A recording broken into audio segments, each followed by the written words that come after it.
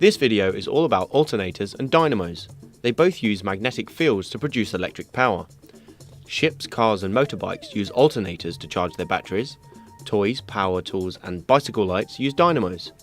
To understand alternators and dynamos, we need to know about alternating and direct current. In direct current, electrons flow in only one direction, whereas in alternating current they constantly change direction. So you may want to watch this video first. In this video, we're going to look at how a change in magnetic field is used by an alternator to generate an alternating current, and a dynamo to generate a direct current. That's pretty easy to remember. A for alternator and alternating current, and D for dynamo and a direct current. Before we start, you should already know that when a conducting wire passes through a magnetic field, a potential difference is induced in the coil of wire.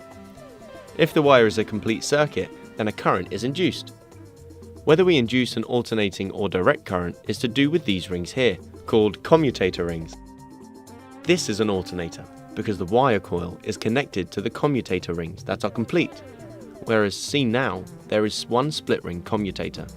This is a dynamo, and so induces a direct current. When the wire coil passes through the magnetic field, a potential difference is induced. It's important to see this part of the wire coil always connects to the first commutator, and this part of the wire coil always connects to the second commutator. When the wire coil cuts the magnetic field horizontally, the potential difference is a maximum. As the coils carry on moving around, the potential difference decreases until the coil is completely out and not cutting the magnetic field at all, and so the potential difference drops to zero. As the wire coil keeps moving around and starts cutting the magnetic field again, we get a potential difference once more.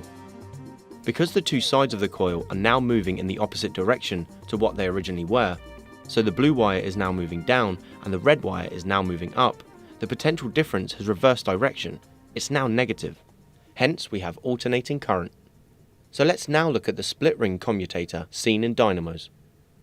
The blue side of the coil is moving up and starts off connected to this half of the commutator, and the red side of the coil moving down starts off connected to this half of the commutator.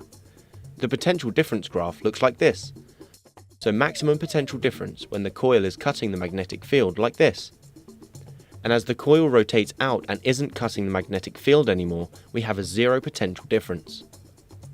The big difference is what happens as the wire coils keep rotating.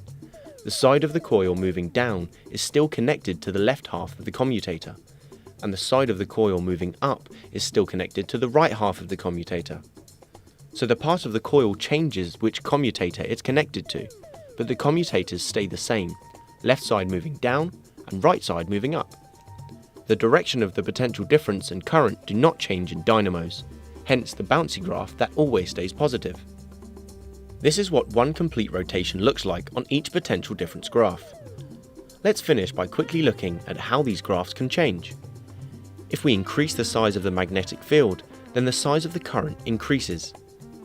This also happens if we increase the number of turns on the coil, or the area of the coil, and if we increase the rotation speed of the coil, then we increase both the size and the frequency of the current. So there we have alternators that generate alternating current due to having two commutators, and dynamos that generate direct current because of having one split commutator.